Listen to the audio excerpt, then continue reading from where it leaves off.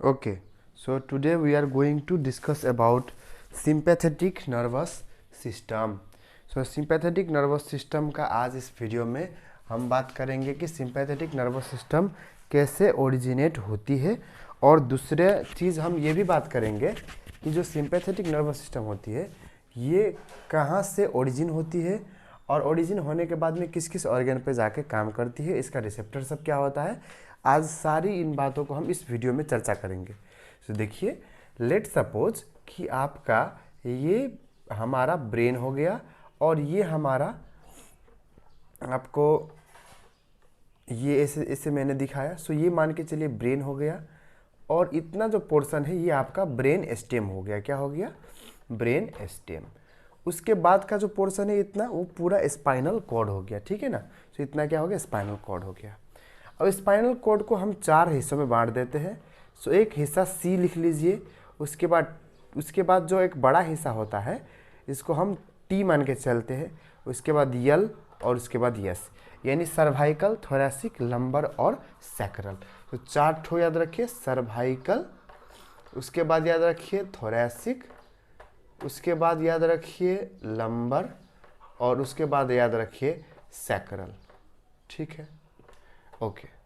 कल हम लोगों ने पारासिम्पैथेटिक में क्या पढ़ा था कि पारासिम्पैथेटिक का नर्व्स जो है वो आपका क्रैनियल नर्व्स और सैक्रल नर्व्स, ये दोनों मिल के बनाते थे पारासिम्पैथेटिक। ठीक है?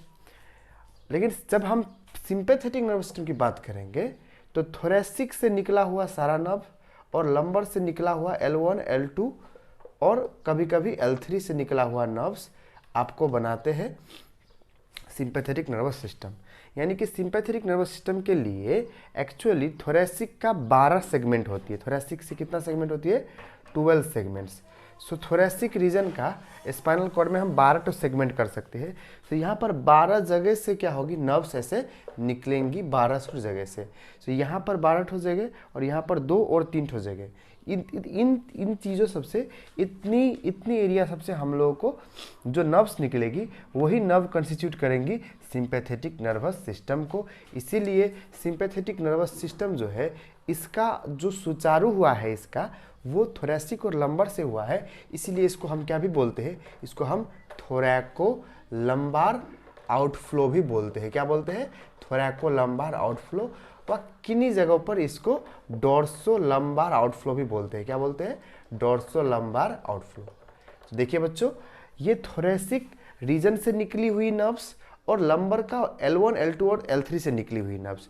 थोरैसिक में से T1 से लेकर T12 तक रहता है। T1 से लेकर T12 तक रहता है। तो T1 से भी निकलता है, T2 से भी निकलता है, T3 से, T4 से, T5 से, T6 से, सारे जगहों से वो नर्व्स निकलेगा। अब इसका हम और अच्छा डायग्राम बना लेते हैं जिससे आपका चीज़ और क्रिस्टल क्लियर हो जाए। देखिए, तो मान के चलिए ये हमारा स्पाइनल कॉर्ड हो गया और यहाँ से थोरैसिक रीजन शुरू हुआ। तो ये T1 हो गया, ये T2 हो गया, T3 हो गया, ऐसे होते होते मान के चलिए T12 हो गया।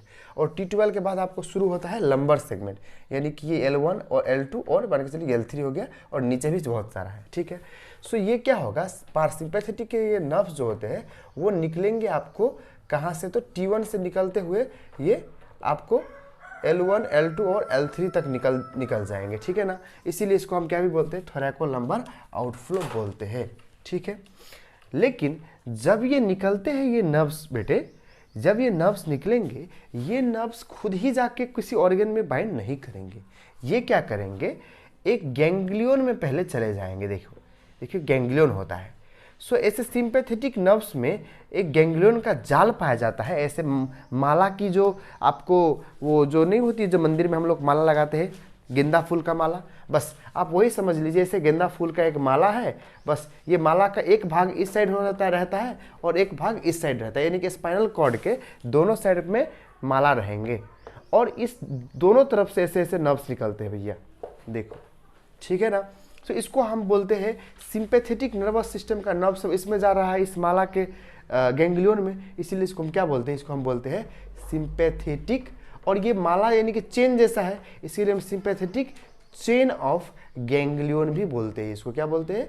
सिंपैथेटिक चेन ऑफ गैंग्लियन भी बोलते हैं। सो ये थोरैसिक से निकला हुआ नर्व और लंबर का L1 L2 L3 से निकला हुआ नर्व्स, ये जो नर्व्स है ये नर्व्स आपको होती क्या है, ये नर्व्स आपके एक गैंग्लिया में जाके ये रेस्ट करती है और चूंकि ये नर्व सिंपैथेटिक नर्वस सिस्टम को कंस्टिट्यूट करती है और ये जो गैंग्लियन का चेन बना हुआ है इसीलिए इसको नाम क्या बोलते हैं, सिंपैथेटिक चेन ऑफ गैंग्लियन बोलते हैं इसको। ठीक है, अब देखिए कोई भी अगर नर्व्स यहाँ पर आता है तो ये यहीं पर नहीं रुकता, कभी कभी इसका एक ब्रांच ऊपर भी चला जाता है, एक ब्रांच नीचे भी चला जाता है, ऐसे ही इसी तरीके से नीचे का भी एक ब्रांच ऊपर चला जाएगा, इसका भी एक ब्रांच नीचे चला जाएगा।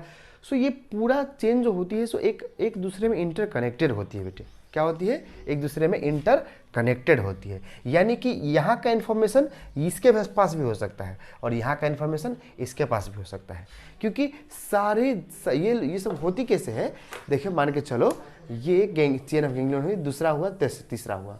अब यहाँ से कोई ये मान के यहाँ आया, ये यहाँ आया और ये यहाँ आया। अब यहाँ ये जो है ना इसका फाइबर, सब कुछ फाइबर इधर भी जा सकता है और इसका फाइबर, अब इसका कुछ फाइबर यहाँ भी जा सकता है और इसी का कुछ फाइबर ऊपर भी जा सकता है, इसके पास भी जा सकता है। इसी तरीके से कि ऊपर नीचे फाइबर कनेक्टेड होने की वजह से इंफॉर्मेशन जो होती है सब पूरा कंटेंट होती है इस चेन ऑफ गैंग्लियन में।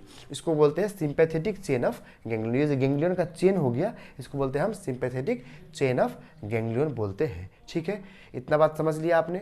और अब इस सिंपैथेटिक चेन ऑफ गैंग्लियन के से इससे दूसरा जो अब इसके गैंग्लियन से दूसरा जो नर्व निकलेगा, ये नर्व अब जाएगा ऑर्गेन सब में, ये नर्व अब ऑर्गेन सब में जाएगा, है ना। सो ये नर्व्स मान के चलिए हार्ट में जाएगा, वह लंग्स में जाएगा, वह आपको जीआई सिस्टम में जाएगा, यानी कि सारी जगह जहाँ पर भी सिंपैथेटिक गई थी वही सारी जगहों पर ये भी जाएगा। ठीक है ना। लेकिन इसका देखिए एक पहले यहाँ से निकला ब्रेन स्पाइनल कॉर्ड से, वो गैंग्लियन में आके इंड हुआ और दूसरा यहाँ से स्टार्ट हुआ जो ऑर्गेन सब में आके इंड होगा। तो इस तरीके से बनावटी होती है आपको सिंपैथेटिक नर्वस सिस्टम की। और चूंकि थोरैसिक रीजन और लंबर रीजन से इसका नर्व्स निकला है इसीलिए इसको हम क्या बोलते हैं, थोरैको-लंबर आउटफ्लो भी बोलते हैं। अब देखिए, अब हम बात करेंगे जो T1 से T12 थी वो कहाँ कहाँ पर काम करती है। देखिए तो T1 का जो फाइबर सब है वो फाइबर अल्टीमेटली यानी कि स्पाइनल कॉर्ड से जो इधर से जो निकला ये गैंग्लियन में जाया गया और गैंग्लियन के बाद जो T1 से जो फाइबर निकला वो सीधा आई के आइरिस मसल में गया और T1 से लेकर T4 ये हार्ट में भी गया, आपका लंग्स का ट्रैकिया में भी गया, blood vessels of head and neck में, सैलिवरी ग्लैंड में। देखिए एक्चुअली क्या होता है, ब्लड वेसल्स में भी क्या पाया जाता है, स्मूथ मसल पाया जाता है। क्या पाया जाता है ब्लड वेसल में, स्मूथ मसल। इसी तरीके से जो ब्रोंकाई होती है लंग्स में पाया जाने वाला ब्रोंकाई, ये ब्रोंकाई में भी क्या होती है, ब्रोंकाई में भी क्या होती है, स्मूथ मसल होती है, स्मूथ मसल होती है। सो ये करती क्या है कि स्मूथ मसल पर जाके एक्ट करती है क्या, सो स्मूथ मसल पे जाके एक्ट करेंगी, ठीक है ना। और आइरिस भी एक, आइरिस में भी क्या होता है, मसल होता है, आइरिस भी क्या होता है, मसल होता है। सो बेसिकली और हार्ट का भी क्या है, मसल, हार्ट भी तो एक मसल ही है ना, ठीक है ना। तो T1 से लेकर T4 तक में आपका कार्डियक मसल में जाके काम किया, आपका लंग्स का जो ब्रोंकाई में मसल्स होती है उसमें काम करेंगे, जो ब्लड वेसल्स ऑफ आई, नेक और सैलिवरी ग्लैंड है उसके मसल्स में काम करेंगे और आइरिस के भी मसल्स में काम करेंगे। अब ये करेगी क्या, देखिए सिंपल आप सोचिए, पैरासिम्पैथेटिक क्या करती थी आई में, उसका जस्ट अपोजिट सोचिएगा। यहाँ पर देखिए सिंपैथेटिक नर्वस सिस्टम का काम बहुत सजीलो है याद करना। सोचिए क्या कि सिंपैथेटिक कब एक्टिवेट होती है, जब आप स्ट्रेस में होते हैं, जब आप कोई चीज़ का प्रॉब्लम में होते हैं, जब आपका ड्रेडफुल सिचुएशन में है, आप इमरजेंसी स्टेट में हैं, आप भाग रहे हैं, उस टाइम में आप क्या करेंगे, उस टाइम में आपका काम करेगी सिंपैथेटिक नर्वस सिस्टम। अब होती क्या है, जब आप स्ट्रेसफुल सिचुएशन में है या कोई इमरजेंसी में है तो आप मान के चलिए आप जंगल में भाग रहे हैं, तो आप चाहेंगे मेरे आँख में लाइट ज़्यादा आए कि कम आए, जंगल में तो अंधेरा होता है, तो आप चाहेंगे मेरे आँख में लाइट ज़्यादा से ज़्यादा आए। तो आँख में लाइट ज़्यादा आने के लिए प्यूपिल का साइज़ बड़ा होना चाहिए कि छोटा, सो प्यूपिल का साइज़ क्या होना चाहिए, बड़ा होगा तब ना लाइट अंदर ज़्यादा जाएगा। प्यूपिल लगे देखो तो आँख का ये जो गोला है ये क्या है, प्यूपिल है। और ये जो ऐसे साइड में ऐसे जो होते हैं ये क्या है, यही तो आइरिस है भैया, यही क्या है, आइरिस है, ठीक है ना। सो देखिए ये है आइरिस और ये जो होल है, इस होल है प्यूपिल, ठीक है ना, ये है आइरिस। अब देखो आइरिस अगर मान के चलो आइरिस अगर कंस्ट्रिक्ट हो जाए तो प्यूपिल बड़ा हो जाएगा। आइरिस जो है अगर वो कंस्ट्रिक्ट होने का मतलब क्या है कि आइरिस अब ऐसे ऐसे छोटा हो जाएगा। जब भी आइरिस छोटा होगा तो प्यूपिल क्या हो गया, बड़ा हो गया। तो सिंपली हम क्या समझेंगे कि भैया कि आँख के जो आइरिस मसल्स को होते हैं उसको ये कंट्रैक्ट कराता है। आइरिस मसल कंट्रैक्ट होंगे तो प्यूपिल डायलेट हो जाएगा। सो बेसिकली ये करता क्या है सिंपैथेटिक नर्वस सिस्टम, ये प्यूपिल को डायलेट करा देता है। क्या करता है, प्यूपिल को डायलेट करा देता है। प्यूपिल को कैसे डायलेट कराएगा, क्योंकि ये आइरिस को क्या करता है भैया, आइरिस को कंस्ट्रिक्ट करा देता है। और आइरिस कंस्ट्रिक्ट होंगी तो प्यूपिल क्या हो जाएगी, डायलेट हो जाएंगी। ठीक है ना भैया, ठीक है। आइरिस एक मसल है, वो मसल जब कंट्रैक्ट करेगी तो प्यूपिल बड़ा हो जाएगा। प्यूपिल बड़ा होगा तो हमको तो सिंपैथेटिक चाहता ही वही है कि प्यूपिल बड़ा हो जाए, लाइट ज़्यादा अंदर जाए। ठीक है ना। इसी तरीके से हेड नेक का ब्लड वेसल्स है। अब मान के चलिए, देखो होती क्या है एक्चुअली, तुम्हारे जो स्मूथ मसल्स होती है, स्मूथ मसल्स में नॉर्मली सिंपैथेटिक जब काम, पैरासिम्पैथेटिक जब काम करता है, पैरासिम्पैथेटिक नर्वस सिस्टम, ये इस मसल को कंट्रैक्ट कराती है। क्या कराती है, कंट्रैक्ट। ठीक है ना। जैसे हम लोग कल पढ़े थे कि ब्रोंकाई में जो स्मूथ मसल होती है वहाँ पर पाया जाता है तुमको जो रिसेप्टर पाई जाती है ना, वो रिसेप्टर क्या करती है, जब एसिटाइलकोलिन रिलीज होता है पैरासिम्पैथेटिक के नर्व से, तो वो करती क्या है, वो आपको ब्रोंकाई को कंस्ट्रिक्ट करा देती है, यानी कि ब्रोंकाई को छोट करा देगी, है ना। ठीक है ना। तो वो तो रेस्ट अवस्था में एक्टिवेट रहती है, सो ब्रोंकाई छोटा हो गया भी तो कोई बात नहीं है। लेकिन अब मान के चलिए आप एक बहुत ही फ्राइटफुल सिचुएशन में आप डरे हुए हैं, आप सहमे हुए हैं, और अगर आप कहीं भाग रहे हैं तो आप भैया चाहेंगे कि मेरा लंग ज़्यादा खुले, मेरा ब्रेन एक्टिवली काम करे, है। तो ब्लड सप्लाई मेरे हेड में, ब्रेन में, लंग्स में बढ़ाना पड़ा है, कम करना पड़ा। अरे भाई बढ़ाना पड़ा ना, ब्लड सप्लाई बढ़ाएंगे ब्रेन में तब ना ब्रेन काम करेगा आपका। ठीक है ना। तो ब्लड सप्लाई बढ़ाने के लिए स्मूथ मसल ब्लड में जो ब्लड वेसल का, देखिए तो ये ब्लड वेसल में अगर कोई स्मूथ मसल है, अगर ये स्मूथ मसल को आप कंस्ट्रिक्ट करा देंगे तो ये आपको ब्लड वेसल क्या हो जाएगा, कंस्ट्रिक्ट हो जाएगा, छोटा हो जाएगा। ब्लड वेसल छोटा हो जाएगा तो ब्लड कम जाएगा ना। तो अभी तो आप अगर स्ट्रेस में हैं तो आप चाहेंगे ब्लड ज़्यादा से ज़्यादा ब्रेन में जाए, तो आप स्मूथ मसल को कंस्ट्रिक्ट कराएंगे कि रिलैक्स कराएंगे, तो आप चाहेंगे इसका स्मूथ मसल क्या हो जाए, रिलैक्स हो जाए। ठीक है ना, क्या हो जाए, रिलैक्स हो जाए। सो होती क्या है, सो उस टाइम में हम लोग blood vessels of head and neck को हम लोग, अब इसके ब्लड वेसल में स्मूथ मसल पाया जाता है, वो स्मूथ मसल को सिंपैथेटिक नर्वस सिस्टम क्या करता है, रिलैक्स कर देता है। ठीक है, स्मूथ मसल को क्या करता है, रिलैक्स कर देता है। इसी तरीके से ब्रोंकाई में भी जो स्मूथ मसल पाया जाता है उसका रिलैक्सेशन करा देता है आपको ये नर्वस सिस्टम, और रिलैक्सेशन कराएगा तो ब्रोंकाई जो होंगी वो डायलेट होंगी, और ज़्यादा ब्रोंकाई खुलेंगी तो आपका हवा अंदर लंग्स में ज़्यादा अच्छे से जाएंगी, आप इजीली भाग पाएंगे। ठीक है ना। तो समझिए क्या कि सिंपैथेटिक क्या कराता है भैया, ब्रोंको कंस्ट्रिक्शन की ब्रोंको डायलेशन।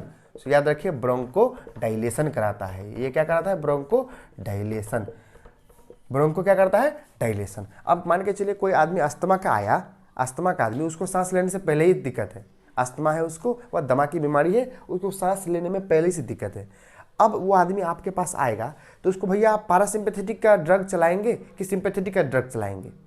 पैरासिम्पैथेटिक अगर चलाए तो वो तो ऑलरेडी उसको सांस लेने में दिक्कत हो रही है, पैरासिम्पैथेटिक तो और स्मूथ मसल को कंस्ट्रिक्शन कराएगा, ब्रोंको कंस्ट्रिक्शन होगा, सांस लेने में और दिक्कत आ जाएगी, पेशेंट मर जाएगा।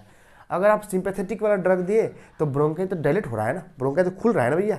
लंग्स का जो ब्रोंकाई होती है वो पाइप होती है, वो पाइप खुलेगा तब ना ज़्यादा अंदर हवा जाएगा, तो ज़्यादा अंदर एयर जाएगा लंग्स के अंदर, उतना पेशेंट को अच्छा महसूस होगा। इसीलिए हम लोग सिंपैथेटिक जैसा ही काम करने वाले ड्रग्स देते हैं अस्थमा के, सीओपीडी के पेशेंट सबको। समझ रहे भैया, ठीक है ना। तो ये क्या कराती है, ब्रोंको डायलेशन कराती है। अब देखिए जीआई ट्रैक्ट। अब भैया ये आप सोचो, तुम भाग रहे हो, तुम इमरजेंसी हो, अब तुमको क्या टॉयलेट करना है, पोटी करना है तुमको, नहीं करना है। तुम भागने के स्थिति में पहुंच गए हो तो पोटी करके क्या करोगे भैया, पोटी तो बाद में भी कर लोगे घर में जाके, है ना। तो तुम क्या चाहोगे, उस टाइम में तुम्हारा जीआई सिस्टम का पेरिस्टाल्टिक मूवमेंट कम हो जाए, कम हो जाएगा चाहोगे। इसीलिए ये क्या करता है, वो जो जीआई का स्मूथ मसल है, जीआई ट्रैक्ट का यानी कि गैस्ट्रोइंटेस्टाइनल ट्रैक्ट का स्मूथ मसल, उसको भी ये क्या कर देता है, उसको भी ये रिलैक्स कर देता है। और ये रिलैक्स हो जाएगा तो पेरिस्टाल्टिक डिक्रीज हो जाएगा, और पेरिस्टाल्सिस अगर डिक्रीज हो गया तो हो जाएगा क्या भैया, कॉन्स्टिपेशन हो जाएगा ना। सो ये क्या कराएगा, सिंपैथेटिक ड्रग्स अगर तुम लोगे तो तुम्हें क्या करा देगा भैया, कॉन्स्टिपेशन करा देगा ये, ठीक है ना, क्या करा देगा, कॉन्स्टिपेशन कराएगा, यानी कि तुम्हारे पोटी को रोकेगा भैया ये, ठीक है। इसी तरीके से कोलोन में, रेक्टम में, इन चीज़ों सब में भी ये क्या करेगा, इसका रिलैक्स करा के इन लोगों को ये थोड़ा बंद करके रखेगी, आप स्टूल को बाहर जाने नहीं देगी। अब देखो किडनी का काम क्या होता है, यूरिन बनाना। अब खुद ही सोचो, किडनी में तुम भाग रहे हो भैया, तो तुम्हारे पैरों और हाथों में ब्लड वेसल ज़्यादा चाहिए, ब्लड फ्लो ज़्यादा होना चाहिए, क्योंकि तुम भाग रहे हो, तुम्हारा पैर में ज़्यादा ब्लड फ्लो होगा तब ना तुम ज़्यादा भाग पाओगे। लेकिन तुम्हारा किडनी में ज़्यादा ब्लड फ्लो हो गया तो तुम भागोगे क्या, तुमको बीच में सुसु लगेगा, तो भागोगे कैसे। तो भगवान क्या बोला कि देखो भैया, सिंपैथेटिक तो है इमरजेंसी स्टेट के लिए, तो किडनी को ज़्यादा काम कराए, कम काम कराएंगे। कैसे कम कराएंगे, इसका ब्लड फ्लो हम कम कर देंगे। सो किडनी में क्या हो जाएगा, ब्लड फ्लो कम हो जाता है। किडनी में क्या होता है, ब्लड फ्लो डिक्रीज हो जाता है। और ब्लड फ्लो डिक्रीज करने के लिए भैया हमको वैसो कंस्ट्रिक्शन कराना पड़ेगा। ब्लड वेसल कंस्ट्रिक्ट कराएंगे कि डायलेट कराएंगे, तो ब्लड फ्लो को अगर बढ़ाना है तो वैसोडाइलेशन कर दो, ब्लड वेसल को डायलेट कर दो। ब्लड फ्लो को कम करना है तो वैसो कंस्ट्रिक्शन कर दो। तो ये क्या करता है, ये वैसो कंस्ट्रिक्शन करा देता है किडनी में। सो किडनी का जब वेसल्स कंस्ट्रिक्ट हो जाएंगी तो किडनी में ज़्यादा ब्लड जाएगी नहीं, और ज़्यादा ब्लड जाएगी नहीं तो ज़्यादा फिल्टर होगी नहीं। सो यूरिन आउटपुट क्या हो जाएगी, कम हो जाएगी। यूरिन आउटपुट क्या हो जाएगी, डिक्रीज हो जाएगी। सो इस तरीके से सिंपैथेटिक नर्वस सिस्टम जो होती है वो यूरिन आउटपुट को कम करती है, यानी कि तुम्हारे जब मलमूत्र है उसको कम करेगी भैया, ठीक है ना। ओके, L1 L3 की बात करेंगे हम। सो L1 L3 जेनेटल्स में काम करती है, ठीक है ना। और जेनेटल्स यानी कि तुम्हारे टेस्टिस में, तुम्हारे पेनिस में, इन सब चीज़ों में काम करेंगी, ठीक है। देखो जब तुम सेक्सुअल प्लेजर में हो तो उस टाइम में तुम्हारा रेस्ट में रहोगे। अब मान के चलो तुम्हारा इमरजेंसी आ गया है कोई, तो उस टाइम अब तुमको सेक्सुअल प्लेजर करने का मन करेगा, नहीं करेगा, ठीक है ना। तो उस टाइम में जेनेटल सब क्या होती है, जेनेटल में ब्लड फ्लो कम हो जाएंगी, ठीक है ना। तो जेनेटल का ब्लड फ्लो क्या होगी, डिक्रीज हो जाएगी। डिक्रीज कैसे होती है जेनेटल का ब्लड फ्लो, क्योंकि भैया ये क्या करा देगा, वैसो कंस्ट्रिक्शन। देखिए कहीं भी अगर ब्लड फ्लो ज़्यादा करना है तो करा दो वैसोडाइलेशन, और ब्लड फ्लो कम करना है तो करा दो वैसो कंस्ट्रिक्शन। सो अब तुम लोगों को बहुत आश्चर्य होता होगा कि भैया अगर सारे जगह में स्मूथ ही मसल है तो किसी जगह पे होता है डायलेशन और किसी जगह पे होता है कंस्ट्रिक्शन। अब इसका बात हम थोड़ी देर में करेंगे कि कैसे वही चीज़, वही स्मूथ मसल है, लेकिन वही सिंपैथेटिक नर्वस सिस्टम कहीं पर स्मूथ मसल को रिलैक्स कराता है तो कहीं पर उसको कंस्ट्रिक्ट करा देता है। जहाँ पर स्मूथ मसल रिलैक्स होता है वहाँ पर मान के चलो ब्रोंकोडाइलेशन हो गया या वैसोडाइलेशन हो गया, क्योंकि ब्रोंकाई में भी स्मूथ मसल मिलता है और तुम्हारे जीआई ट्रैक्ट में भी स्मूथ मसल मिलता है और तुम्हारे ब्लड वेसल में भी स्मूथ मसल मिलता है। जहाँ भी स्मूथ मसल मिलेगा अगर उसको तुम रिलैक्स कर दिए तो वो हो जाएगा डायलेट, अगर उसको तुम कंस्ट्रिक्ट कर दिए तो वो हो जाएगा तुमको कंस्ट्रिक्ट, ठीक है ना। ओके, और यूरिनरी ब्लैडर भी क्या हो जाएगा, इस टाइम में तुम चाहोगे तुमको सुसु लगे, नहीं ना चाहोगे, यानी ये भी क्या हो जाएगा, ये भी तुमको रिलैक्स हो जाएगा, कंस्ट्रिक्ट नहीं करेगा। यूरिनरी ब्लैडर अगर कंस्ट्रिक्शन करेगा तब ना सुसु बाहर जाएगा, वो रिलैक्स कर जाएगा तो सुसु कैसे बाहर जाएगा। इसीलिए ये भी क्या होता है, रिलैक्स करता है। यानी कि तुम क्या समझ गए कि ये जो तुमको सिंपैथेटिक नर्वस सिस्टम है ये तुम्हारे यूरिन आउटपुट को, तुम्हारे पोटी को, तुम्हारे सुसु को, सबको रोकेगी, ठीक है ना। तुम्हारे ईयर को ज़्यादा अंदर जाने देगी। तुम्हारे हार्ट, आप देखिए हार्ट में क्या करेगा, तुम जब स्ट्रेसफुल सिचुएशन में तुम डरे हुए हो तो तुम्हारा हार्ट बीट फास्ट हो जाता है कि नहीं हो जाता है हो जाता है। तो ये क्या करेगी, कार्डियक मसल को ये एक्टिव कर देंगी और हार्ट रेट बढ़ जाएगा। हार्ट रेट क्या होगा, हार्ट रेट इंक्रीज हो जाएगा। तो समझ लो सिंपल बात, जब तुमको डरा हुआ होते हो तो तुम्हारा हार्ट रेट क्या होता है, बढ़ जाता है। क्या होता है, बढ़ जाता है। सो सिंपली याद रखो, पैरासिम्पैथेटिक हार्ट रेट कम करता था, ये क्या करता है, हार्ट रेट बढ़ाता है। पैरासिम्पैथेटिक तुमको कहता था पोटी जाओ, पोटी में जाओ, टॉयलेट में जाओ, पोटी करो, ये कहता है पोटी मत करो, अभी भागो तुम। सो तुम्हारे पैरों के ब्लड फ्लो को बढ़ा देगा, तुम्हारे ब्रेन के ब्लड फ्लो को बढ़ा देगा, लेकिन जीआई ट्रैक्ट के ब्लड फ्लो को घटा देगा, किडनी के ब्लड फ्लो को घटा देगा, ब्लैडर को तुमको काम कहेगा अभी नहीं करो, जेनेटल्स को भी बोलेगा भाई अब तुम रेस्ट करो, अभी तुमको कुछ नहीं करना है, ठीक है ना। समझ गए भैया। और तुमको मालूम होगा जब तुम डरे सहमे रहते हो तो तुम्हारा मुंह सूख जाता है। तो क्यों सूख जाता है, क्योंकि तुम्हारा जो ब्लड वेसल है सैलिवरी ग्लैंड का वो कंस्ट्रिक्ट हो जाती है और उसमें सलेवा प्रोड्यूस नहीं होता, इसीलिए तुम्हारा मुख सूख जाता है। ठीक है, तो ये चीज़ हम लोगों ने जान ली कि कहाँ कहाँ पर काम करती है। अब देखिए जैसे पारासिम्पैथेटिक का न्यूरोट्रांसमीटर क्या था, पारासिम्पैथेटिक का न्यूरोट्रांसमीटर था एसिटाइलकोलिन। ठीक है ना, तो पारासिम्पैथेटिक में क्या होती है, प्री गैंग्लियोनिक भी रिलीज करती है एसिटाइलकोलिन और पोस्ट गैंग्लियोनिक भी रिलीज करती है एसिटाइलकोलिन। लेकिन सिंपैथेटिक में क्या होता है, सिंपैथेटिक का जो प्री गैंग्लियोनिक न्यूरॉन है, जो प्री गैंग्लियोनिक न्यूरॉन है भैया, वो रिलीज करेगी एसिटाइलकोलिन। लेकिन जो पोस्ट गैंग्लियोनिक है भैया, जो ऑर्गन के पास जाएगी, ठीक है ना, जो ऑर्गन के पास जाएगी वो न्यूरॉन रिलीज करेंगी आपको एड्रीनालिन। क्या रिलीज करेगी भैया, एड्रीनालिन। इसी को हम इपिनेफ्रिन भी बोलते हैं। क्या बोलते हैं, इपिनेफ्रिन। सो याद रखिए, जो पोस्ट गैंग्लियोनिक न्यूरॉन है सिंपैथेटिक नर्वस सिस्टम का, वो क्या रिलीज करेगी, वो रिलीज करेंगी आपको एड्रीनालिन। इसी को हम क्या भी बोलते हैं, इपिनेफ्रिन भी बोलते हैं। और जैसे कि आपको मालूम है कि हर एक न्यूरोट्रांसमीटर का अपना एक रिसेप्टर होता है, ठीक है ना।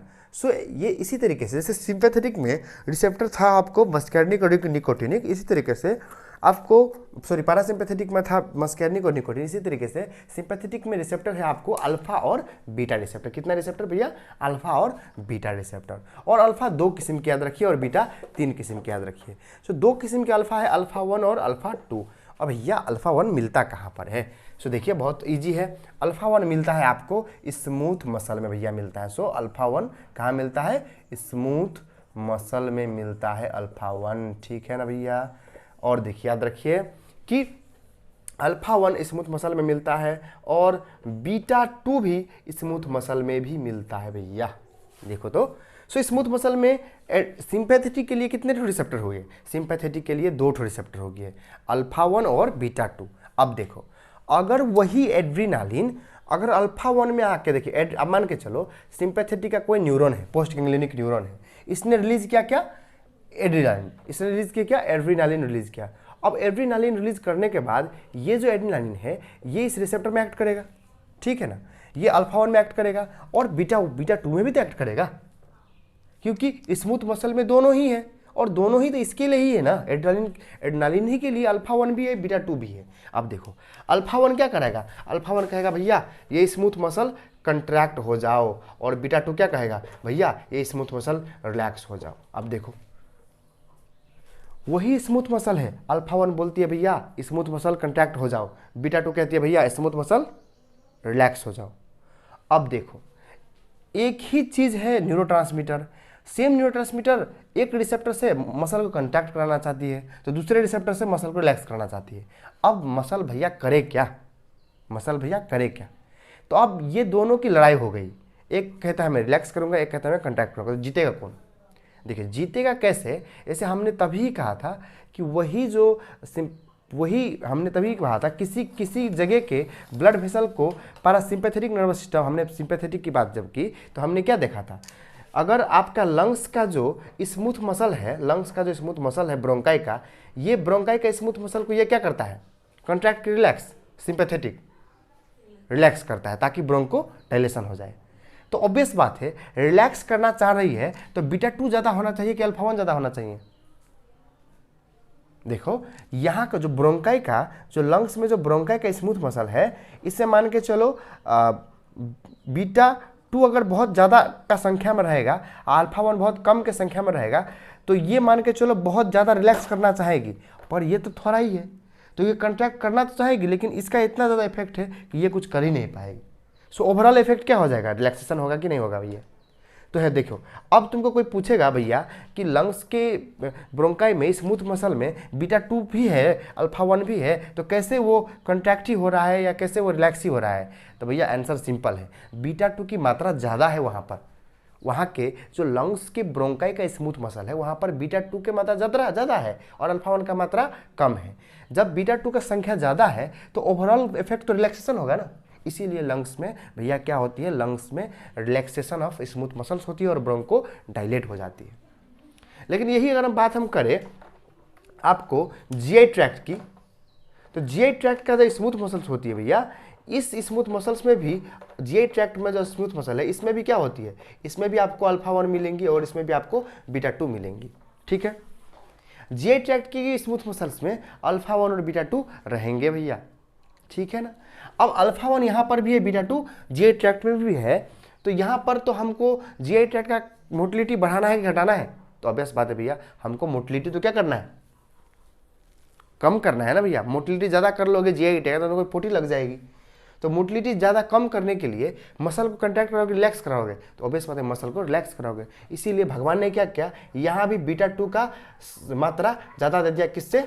अल्फा 1 से। क्या किया, बीटा 2 का अमाउंट ज़्यादा कर दिया, किससे? अल्फा 1 से।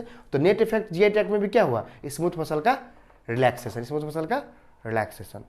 और जब रिलैक्स करके रहेगा तो कॉन्स्टिपेशन हो जाएगा, उसको पेरिस्टाल्टिक मूवमेंट आएगी नहीं, ठीक है ना। फिर और समझते हैं, मान के चलो एक और एग्जांपल लेते हैं। लेट्स सपोज कि तुम्हारे यूरिन में, अब देखिए किडनी का जो ब्लड वेसल्स होता है उसमें हम सिंपैथेटिक क्या करेगी, ज़्यादा ब्लड फ्लो करना चाहिए, कम ब्लड फ्लो करना चाहेंगे किडनी का ब्लड वेसल्स में?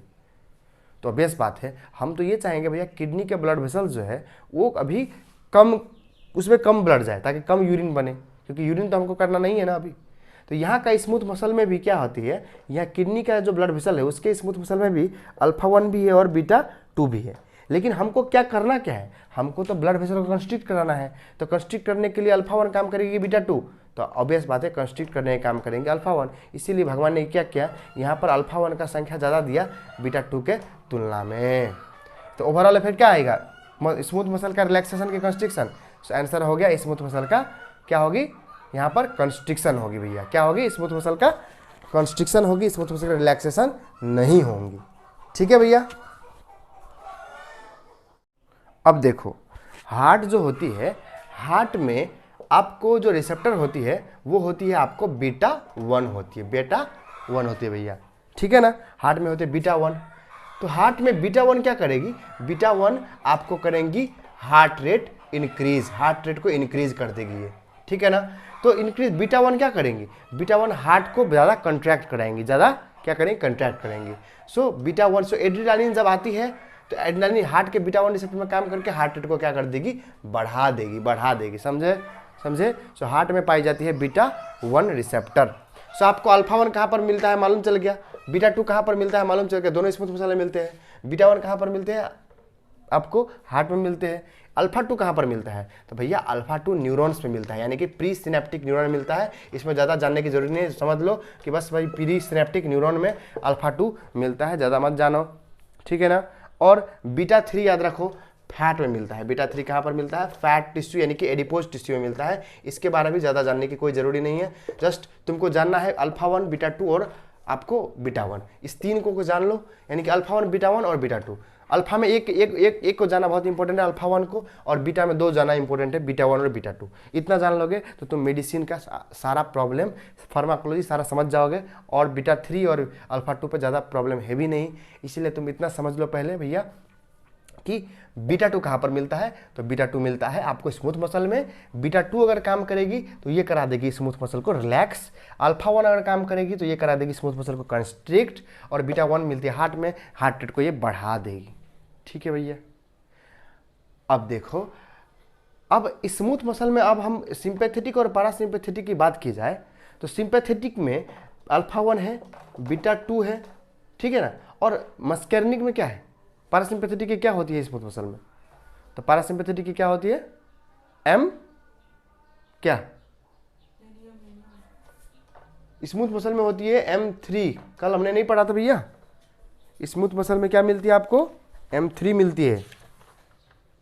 जल्दी भूल गए भैया तुम लोग तो,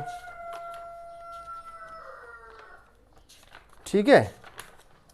सो आपको स्मूथ मसल में क्या मिलेगी, M3 मिलेगी। इसमें तो कोई दिक्कत वाली बात नहीं है, ओके। अब इतना अगर समझ गए तुम लोग तो और चीज़ समझना बहुत इजी हो जाएगा। अब